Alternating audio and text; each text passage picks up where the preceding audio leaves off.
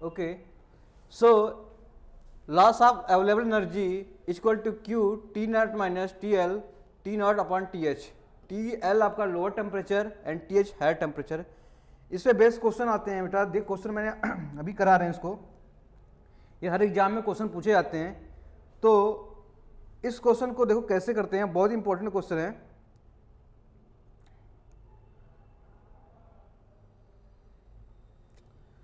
Question है what will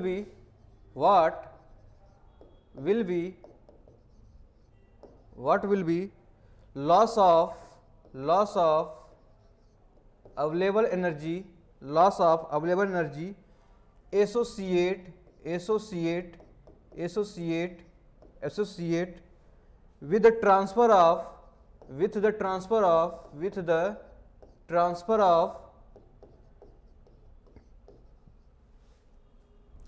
transfer of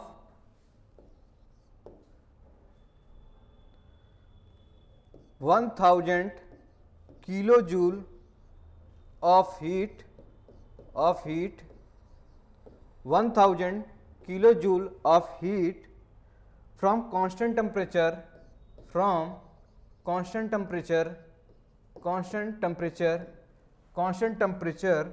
at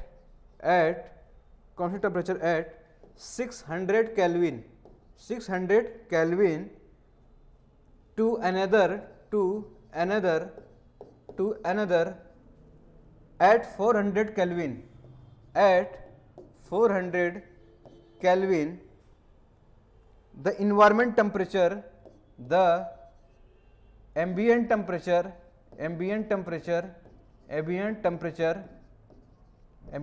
क्या था टी नॉट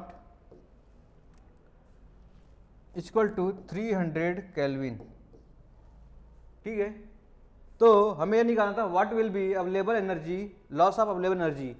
ठीक है, आपसे question loss of available energy पूछा जाए या चेंज इन अनअवेलेबल एनर्जी पूछा जाए तो आप क्या करोगे, इस क्वेश्चन को देखो, आपको क्या दिया है, एक सपोज आपने क्या था, एक हायर टेम्परेचर दिया था, ठीक है, और एक लोअर टेम्परेचर दिया है टी एल लोअर टेम्परेचर कितना दिया आपका 600 केल्विन दिया आपका 600 केल्विन। हायर टेम्परेचर कितना दिया है, नहीं लोअर टेम्परेचर 400 केल्विन है, कितना है 400 केल्विन है, और हायर टेम्परेचर 600 केल्विन है। ठीक है, और एक क्यू फ्लो हो रही है जो 1000 क्या है किलो जूल है, 1000 किलो जूल है। तो इस केस में आपने क्या निकाला था, मैंने बताया था क्या निकालोगे, चेन लॉस ऑफ अवेलेबल एनर्जी, तो loss of available energy equal to, मैंने बोला था क्यू आपका बाहर हो जाएगा। ठीक है, ये ambient temperature upon T lower temperature minus ambient temperature T higher temperature, इसमें वैल्यू रख रहे हैं आप, देखोगे 1000 ठीक है, टी नॉट कितना दिया आपका, टी नॉट दिया आपका 300, तो 300 बाई कितना हो जाएगा, लोअर टेम्परेचर आपका 400 माइनस 300 बाई ये 600। ठीक है, ये हो गई 600, इसको सॉल्व करोगे कितना आ जाएगा आपका, कितना हो जाएगा आपका, अब देखो इसको सॉल्व कर लो, 1000 अब बाहर हो जाएगा, 300 आपका भी बाहर हो जाएगा, तो बचेगा क्या, इसको 1200 ले लो। ठीक है, 1200 यानी ये 3 माइनस ये 2 यानी कितना हो जाएगा, इसको सॉल्व करोगे तो कितना हो जाएगा, ये कितना हो जाएगा, 3 में से 2 गया आपका 1 डिवाइड बाई 1200 कितना हो जाएगा। तो अब देखोगे 1000 इंटू 300 डिवाइड बाई 1200, तो इस क्वेश्चन में देखो ये 4, ये हो जाएगा 250, कितना हो जाएगा 250। ठीक है, 250 किलो जूल। ठीक है, कितना आ जाएगा 250 किलो जूल, ये आपका आंसर आ जाएगा। तो क्वेश्चन आपको ऐसे पूछ सकते हैं, ऐसे क्वेश्चन पूछे जाते हैं, बहुत ही इंपॉर्टेंट क्वेश्चन है, हर एग्जाम में क्वेश्चन पूछे जाते हैं। तो आप उसे क्या निकालना पड़ेगा, ये आपको रटना पड़ेगा, लॉस ऑफ एनर्जी क्या है हमारा, ये है। ओके, अगर मैं बात करूं आगे, अगर मैं आगे नेक्स्ट टॉपिक की बात करूं तो अवेलेबिलिटी की बात करता हूं, मैं अवेलेबिलिटी की बात करता हूं। तो अवेलेबिलिटी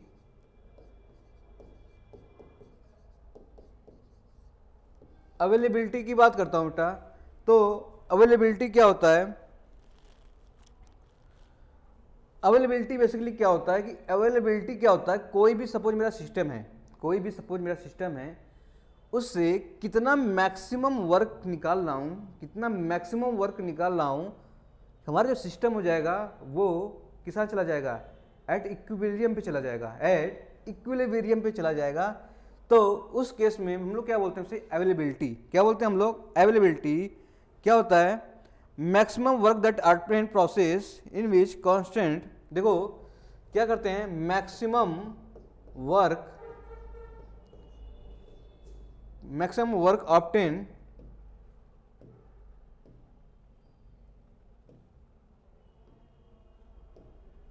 मैक्सिमम वर्क क्या हो जाएगा, maximum work obtain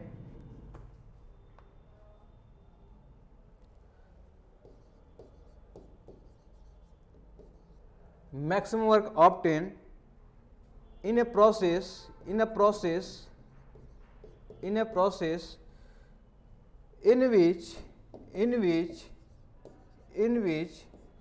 system comes equilibrium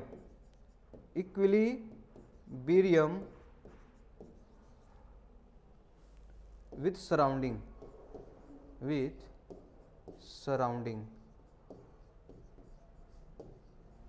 ठीक है बेटा। तो हमने क्या देखा, हमने देखा कि हमारा कोई भी सिस्टम है उससे कितना मैक्सिमम वर्क निकालना है, जो आपका, ठीक है, आपका सिस्टम है वो इक्विलिब्रियम में चला जा रहा है, किसके, विथ सराउंडिंग के। तो इसे बोलते हैं अवेलेबिलिटी। आपसे डायरेक्टली डेफिनेशन भी पूछा जाता है कि अवेलेबिलिटी है क्या, तो आप ये याद रखने के मैक्सिमम वर्क ऑब्टेन क्या करते हैं, मैक्सिमम वर्क ऑब्टेन करते हैं, ठीक है, जब सिस्टम हमारा किससे चला जाएगा, लोअर टेम्परेचर चला सराउंडिंग पे चला जाएगा, किसमें जाएगा, सराउंडिंग, उस सराउंडिंग में कितना टेम्परेचर है उसके बराबर चला जाएगा, तो उसे बोलते हैं अवेलेबिलिटी। क्या बोलते हैं, अवेलेबिलिटी। तो अवेलेबिलिटी में बेटा क्या करते हैं हम लोग, अवेलेबिलिटी में आपने देखोगे चेंज इन अवेलेबिलिटी, आपसे क्वेश्चन पूछाता है, तो अवेलेबिलिटी को हम लोग क्या दिखाते हैं, अवेलेबिलिटी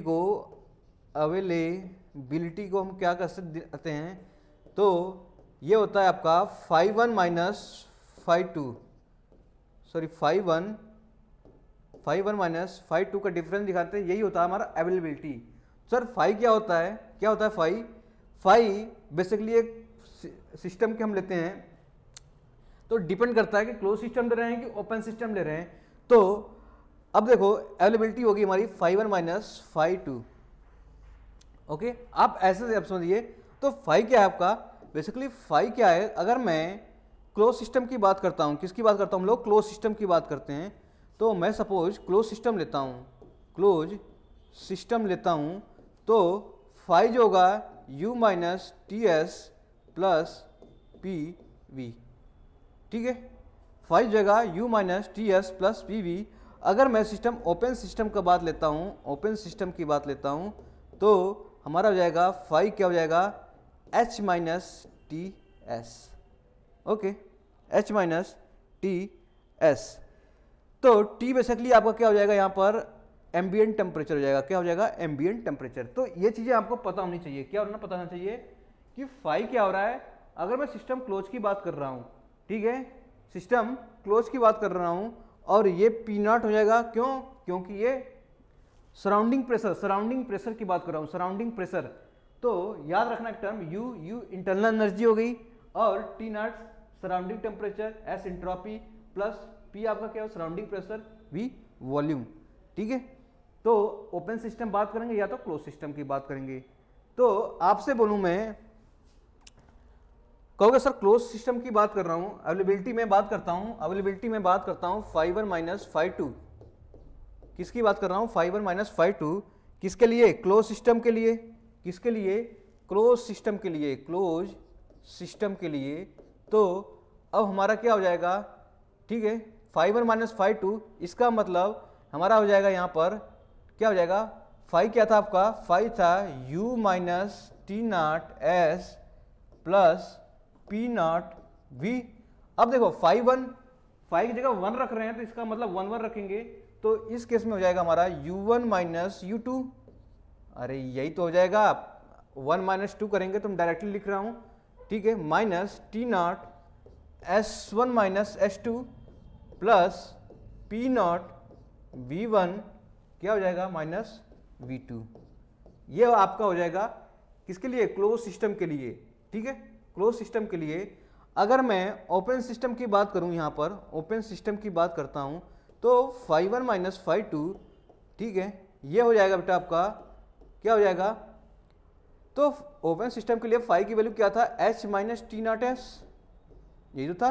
तो इस केस में हो जाएगा h1 minus h2 minus T not, okay, क्या हो जाएगा यहाँ पर S1 माइनस S2,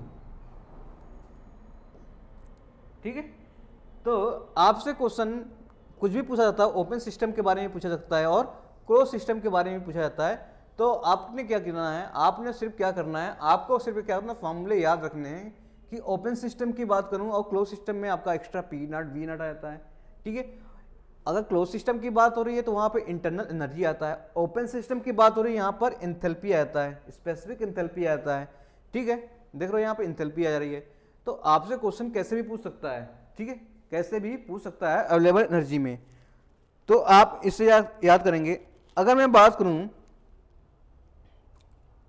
अगर मैं बात करता हूं इरिवर्सिबिलिटी की, क्या बात करता हूं इरिवर्सिबिलिटी की, तो इरिवर्सिबिलिटी क्या होती है, अभी ने बताया था इरिवर्सिबिलिटी किसी सिस्टम में इरिवर्सिबल प्रोसेस हो रही है, यानी कि उसकी एनर्जी लॉस हो रही है, तो उसी को तो दर्शाता है, उसी को बताता है कि एनर्जी कितनी लॉस हो रही है, ओके। जैसे मान लो कितने सिस्टम में मैंने बताया था कि इस सिस्टम में बहुत सारी बोतलें रखी हैं, इस सिस्टम में बहुत सारी बोतलें रखी हैं, यहाँ से एक सपोज एक कैट घूम के यहाँ से निकल रही है, इस आने वाले रास्तों में कितनी बोतलें तोड़ी होंगी, कितनी बोतलें तोड़ी होंगी, और उस सिस्टम की जो एनर्जी थी पहले वो क्या हो, डिग्रेड यानी लॉस हो जाएगी। तो उसी को दर्शाता है क्या, इरिवर्सिबिलिटी। इरिवर्सिबिलिटी मतलब ये क्या होता है, इंडिकेट क्या करता है, इंडिकेट मतलब लॉस ऑफ क्या, available energy due to dissipation of energy, due to dissipation of energy और एंट्रोपी जनरेशन, ओके। तो इरिवर्सिबिलिटी क्या हो गया आपका, ये कितनी लॉस हो रही है हमारी एनर्जी, ठीक है, इंटायर सिस्टम में, या यूं कह लो कि कितनी डिसिपेट हो रही है ड्यू टू, या एंट्रोपी कितनी जनरेट हो रही है, इरिवर्सिबल होगा एंट्रोपी जनरेट होगा। तो इस केस में हम लोग इरिवर्सिबिलिटी को लिख सकते हैं, इरिवर्सिबिलिटी को हम लोग लिख सकते हैं, क्या लिख सकते हैं इरिवर्सिबिलिटी को, कि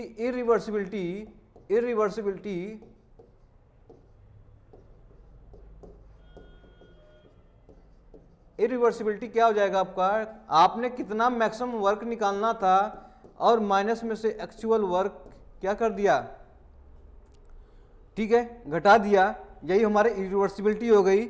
या यू कह लो, क्या कह लो, यू कह लो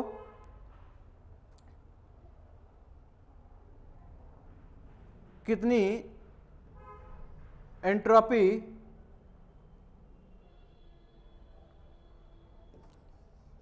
जनरेशन, ठीक है, कितनी एंट्रोपी जनरेशन हो रही है, तो कितनी एंट्रोपी जनरेशन हो रही है उसे बोल देंगे इरिवर्सिबिलिटी। क्या बोलेंगे हम लोग, इरिवर्सिबिलिटी। एंट्रोपी जनरेशन दिखा रहा है ना यहाँ पे, देखो एंट्रोपी जनरेशन, तो हमारे एंट्रोपी कितनी जनरेशन यानी कि उस प्रोसेस में होने में कितनी एंट्रोपी जनरेट हो रही है, तो उसी को बोलते हैं हम लोग इरिवर्सिबिलिटी। इरिवर्सिबिलिटी तो आप कह सकते हैं कि W maximum minus W actual, आपने जो मैक्सिमम वर्क ऑब्टेन करनी थी पर वो नहीं हो पाया, एक्चुअली कितनी मिल पाई, तो इसमें जो डिफरेंस आएगा वो इरिवर्सिबल पाते हैं। यानी कि मान लो इसमें 100 किलो जूल एनर्जी थी, पहले से 100 किलो एनर्जी जूल थी, इसमें से कुछ इरिवर्सिबल लॉस हो गई, बची कितनी, मान लो 80 लॉस हो गई, तो बची कितनी 20, तो ये आपकी क्या हो जाएगी इरिवर्सिबिलिटी भी आपकी 20, इरिवर्सिबिलिटी कितनी हो गई 20, ठीक है। 80 थी, पहले 100 था, बचा कितना 80, यानी कि यहाँ से आने तक 20 तो लॉस कर दिया, 20 लॉस कर दिया, वही इरिवर्सिबिलिटी को क्या बताता है, इरिवर्सिबल हो गया वो। तो इरिवर्सिबिलिटी आपको ऐसे देखना याद करना पड़ेगा, ठीक है, या एंट्रोपी जनरेशन बोल दूं मैं, तो इरिवर्सिबिलिटी की बात कर रहे हैं हम लोग। एंट्रोपी जनरेशन की बात बोलूं तो क्या बोलेगा, हम लोग इरिवर्सिबिलिटी की बात कर रही हैं, या लॉस ऑफ अवेलेबल एनर्जी की बात कर रहा हूं मैं, तो वो भी क्या हो जाएगी हमारी इरिवर्सिबिलिटी। तो आपको कैसे भी कौन सी, या तो आपको लॉस ऑफ अवेलेबल एनर्जी बता देगा, या तो एंट्रोपी जनरेशन बता देगा, या डायरेक्टली इरिवर्सिबिलिटी बता देगा। तो आप तीनों चीज को कंसिडर करके सब चीजें एक ही है, मिला जुला के इरिवर्सिबिलिटी ही निकालनी है हमें। चाहे लॉस ऑफ अवेलेबल एनर्जी पूछे, चाहे एंट्रोपी जनरेशन पूछ रहे हैं, तो हमें से क्या निकालनी पड़ेगी, इरिवर्सिबिलिटी। तो आपसे दो फंक्शन डायरेक्टली पूछे जाते हैं एग्जाम में, दो फंक्शन डायरेक्टली एग्जाम में पूछे जाते हैं। एक होता है, क्या होता है, गिब्स फंक्शन। क्या होता है, गिब्स फंक्शन, गिब्स फंक्शन। तो गिब्स फंक्शन आप डायरेक्टली एग्जाम में पूछे जाते हैं। तो अब देखो जी, जिसे बोलते हैं गिब्स फंक्शन, बराबर h minus T naught S. Okay, ये बेसिकली हमारा ओपन सिस्टम पे ही करेगा, ओपन सिस्टम पे ही वर्क करता है, ओपन सिस्टम पे ही वर्क करता है, ओपन सिस्टम पे ही वर्क करता है। G equal to H minus T naught S. Okay, open system पे ही काम करता है, ये ओपन सिस्टम पे ही काम करेगा, जी H minus T naught S. Okay, अगर मैं बोलूँ गिब्स फंक्शन, गिब्स फंक्शन से क्वेश्चन और आ सकता है, ओपन सिस्टम हो गया, तो ये क्या बोलता है, ये क्या करता है, इवेल्युएट करता है, इवेल्युएट करता है, इवेल्युएट करता है, ठीक है, evaluate of the availability, evaluate of availability, evaluate of ability. Okay, कहाँ पर, evaluate of the ability, evaluate of the ability when chemical reaction occur, when chemical reaction occur। Okay, तो Gibbs function basically chemical reaction, किसी process में chemical reaction हो रही है, उस function को क्या इवेल्युएट करता है, उसमें कितनी अवेलेबिलिटी है या नहीं है, तो वो कौन बताता है, गिब्स फंक्शन। आपसे डायरेक्टली क्वेश्चन ये पूछा जाता है कि मान लो कोई सिस्टम है, उसमें loss of available energy due to chemical reaction, तो आप क्या टिक करोगे, गिब्स फंक्शन, ठीक, गिब्स फंक्शन। एक होता है आपका हैमिल्टोज फंक्शन। क्या होता है आपका, हैमिल्टोज फंक्शन,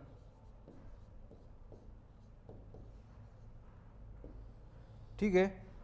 हैमिल्टोज फंक्शन में बेसिकली आप क्या करोगे, हैमिल्टोज फंक्शन में देखो, हैमिल्टोज फंक्शन से डिनोट करते हैं एफ, ठीक है। ये होता है आपका u minus T S, you minus T S. ये बेसिकली क्लोज सिस्टम पे लगता है, क्लोज सिस्टम पे वर्क करता है, हैमिल्टोज फार्मूला, ठीक है। तो आपसे कभी कभी डायरेक्टली क्वेश्चन गिब्स फंक्शन पूछा जाता है और हैमिल्टोज फंक्शन पूछा जाएगा, तो इन दोनों पे आप क्या बताएंगे। और ये इंपॉर्टेंट रखना है, केमिकल रिएक्शन जहाँ की बात कर रहे हैं तो हम गिब्स फंक्शन लगाएंगे वहाँ पर, और हैमिल्टोज आपका क्लोज फंक्शन में होता है। ओके, तो ये हमारी वैल्यू हो गई किसकी। तो बात करते हैं नेक्स्ट, ये हमारी अवेलेबिलिटी हो गई। इससे सारे जितने भी क्वेश्चन होंगे, ठीक है, आप प्रैक्टिस करना, बाकी हम कराएंगे ही आगे चीज़ों को लेकर। अब आगे नेक्स्ट टॉपिक पे चलते हैं हम लोग, प्योर सबस्टेंस। किस पे चलते हैं, pure substance, pure substance. Starting मैंने इसको डिस्कस किया था प्योर सबस्टेंस बेटा क्या होता था। प्योर सबस्टेंस क्या होता था, वेयर केमिकल कंपोजिशन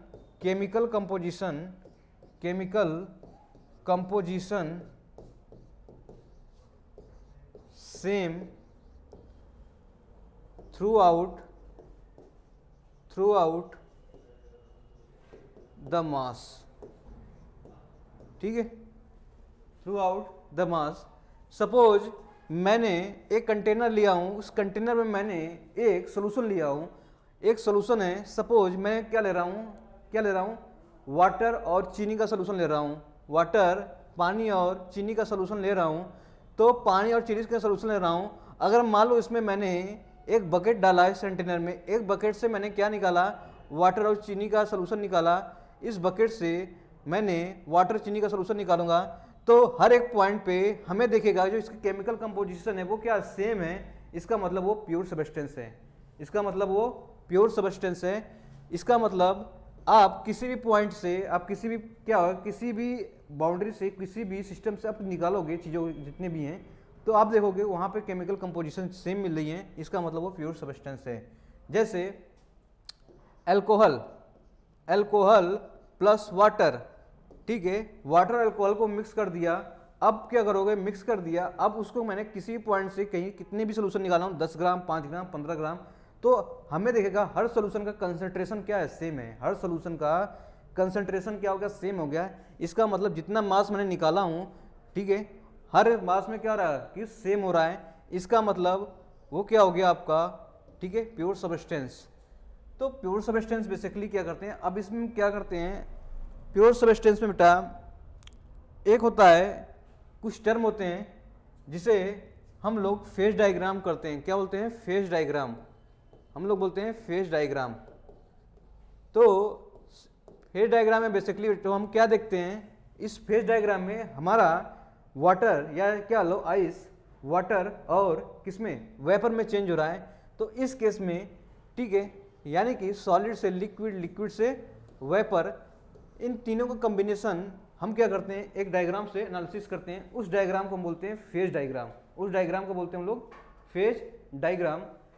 ओके, तो इन डायग्राम को हम देखेंगे, फेज डायग्राम जिसे रिप्रेजेंट पीवी और टीएस डायग्राम पर रिप्रेजेंट करेंगे, पीवी और टीएस डायग्राम पर रिप्रेजेंट करेंगे, और इस डायग्राम में एक एक पॉइंट को एनालिसिस करेंगे कि कौन सा पॉइंट कहाँ पर कितना है, क्या उसे बोलते हैं, क्या नहीं बोलते हैं, ठीक है। अगर हम बात करें इस पे फेज डायग्राम की, तो फेज डायग्राम की बात करता हूं, अगर मैं सिर्फ एक पीवी डायग्राम ड्रॉ करता हूं, एक पीवी डायग्राम ड्रॉ करता हूं, अगर मैं एक पीवी डायग्राम ड्रॉ करता हूं जिससे आपको क्या अंडरस्टैंडिंग अच्छे से हो, पीवी डायग्राम ड्रॉ करता हूं, तो अगर मैं पीवी डायग्राम ड्रॉ करता हूं सपोज, तो ये देखो एक पीवी डायग्राम है जो सॉलिड लिक्विड गैसेस को मैंने रिप्रेजेंट कर रहा हूं, किसका डायग्राम, ये प्रेशर और वॉल्यूम का डायग्राम है। अब देखो यहां पर एक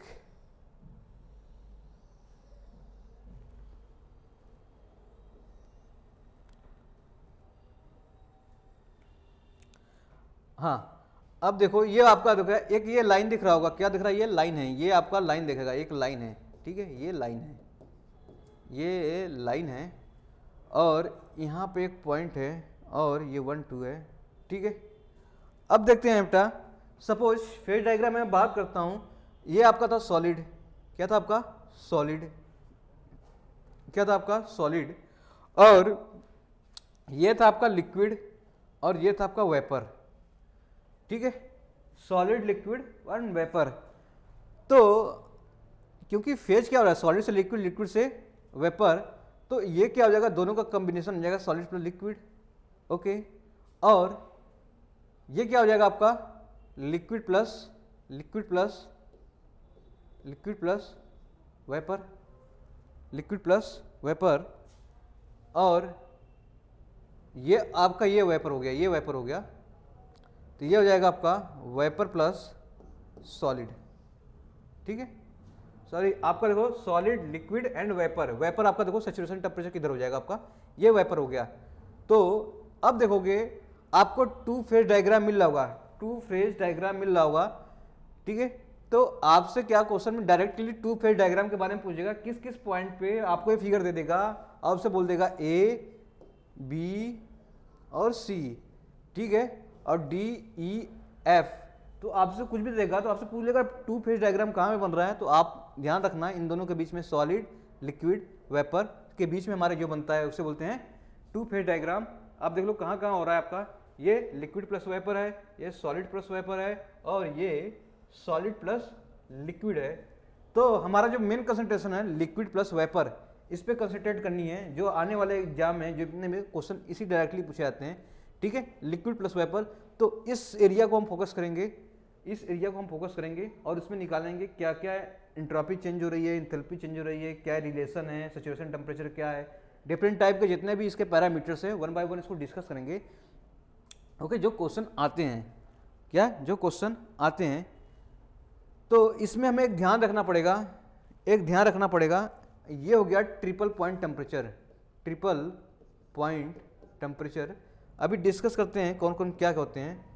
तो अब हम देखते हैं, इस डायग्राम को देखते हैं। पहला बोलते हैं क्रिटिकल टेम्परेचर, क्या बोलते हैं हम लोग, क्रिटिकल टेम्परेचर। तो क्रिटिकल टेम्परेचर बेसिकली क्वेश्चन बहुत आते हैं, इससे डायरेक्टली क्वेश्चन पूछते हैं क्रिटिकल टेम्परेचर क्या होता है। तो क्रिटिकल टेम्परेचर क्या होता है, तो बेसिकली हम एक टीएस डायग्राम बनाएंगे, टेम्परेचर एंट्रोपी डायग्राम बनाएंगे। आपको हमेशा पता नहीं है, मैं टीएस डायग्राम की जब बात करूँगा आपने क्या करना है, बना लेना है। टीएस डायग्राम की बात करूँगा तो आप देखोगे कोई भी लिक्विड, ठीक है, कोई भी लिक्विड, ये सॉलिड में होगी, ये लिक्विड प्लस वेपर में हो गया और ये वेपर में हो गया। तो हम इसे बोलेंगे टीएस डायग्राम है। कोई भी सॉलिड, ठीक है, सॉलिड कन्वर्ट हो जाएगी, ये आपके सैचुरेशन लिक्विड हो गया, ठीक है, लिक्विड प्लस वेपर और वेपर। तो इस लाइन को हम लोग बोलेंगे, इस लाइन को हम लोग बोलेंगे, इस लाइन को बोलेंगे क्या, सैचुरेटेड लिक्विड, सैचुरेटेड लिक्विड, ठीक है, सैचुरेटेड लिक्विड, जिसे जी से डिनोट करेंगे, जिसे एफ से डिनोट करेंगे, सॉरी एफ से डिनोट करेंगे, ठीक है। और इस लाइन को बोलेंगे हम लोग, इस वाली लाइन को बोलेंगे, क्या बोलेंगे, सैचुरेटेड वेपर, सैचुरेटेड वेपर, ठीक है, सैचुरेटेड वेपर। और ये प्रेशर क्या है, यहाँ पे ये लाइन है जो आपको देखोगे, लाइन ये प्रेशर कांस्टेंट है, क्या है, प्रेशर कांस्टेंट है। और एक पॉइंट ये है आपका, इसे बोलेंगे क्रिटिकल टेम्परेचर, क्या बोलेंगे, क्रिटिकल टेम्परेचर। क्रिटिकल टेम्परेचर अब देखो क्या होता है, अगर मैं बोलूँ आपका, सपोज आपका लिक्विड डायरेक्टली वेपर में चेंज हो रहा है, ठीक है, लिक्विड किस में चेंज हो रहा है आपका, डायरेक्टली वेपर में चेंज हो रहा है, तो उसे बोलेंगे क्रिटिकल टेम्परेचर। देखो लिक्विड जो था आपका, जो लिक्विड था आपका, ठीक है, लिक्विड था आपका,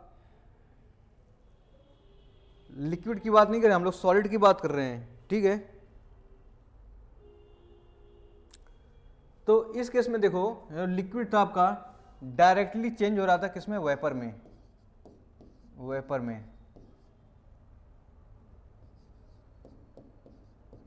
डायरेक्टली, ठीक है। इसका मतलब हुआ कोई भी लिक्विड डायरेक्टली वेपर में चेंज हो रहा है, तो कहां पे चेंज हो रहा है, वो क्रिटिकल टेम्परेचर पे। क्रिटिकल टेम्परेचर आप देखोगे तो सबसे ऊपर पॉइंट जो आपका क्रिटिकल टेम्परेचर है। इसका मतलब इस पॉइंट पर, इस पॉइंट पर, इस पॉइंट पर, ओके, आप देखोगे इस पॉइंट पर थोड़ा सा हीट, आप क्या होता है, ये एरिया कम होता जाएगा, ये एरिया कम होता जाएगा ना यहाँ पर, तो एक ऐसा पॉइंट होगा यहाँ पे एरिया जीरो हो जाएगा, इसे बोलते हैं latent heat.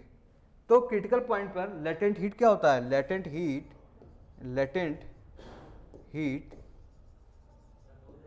Latent heat zero होता है, लेटेंट हीट ऑफ वेपराइजेशन क्या हो जाएगा, जीरो हो जाएगा। कहाँ पर, क्रिटिकल टेम्परेचर पर। क्यों, क्योंकि एरिया मिनिमाइज होती जाएगी, एरिया मिनिमाइज होती जाएगी, ये पॉइंट मिल जाएगा, यहाँ पे एरिया जीरो हो जाएगा, तो क्रिटिकल लेटेंट क्या हो जाएगा, जीरो हो जाएगा। ओके, तो आज बेटा यहीं तक कंप्लीट करते हैं, इसके आगे हम वो रिलेशन देखेंगे। Thank you so much. आपको कंटेंट पसंद आया हो तो लाइक करिए, शेयर किए, सब्सक्राइब करिए। Thank you so much.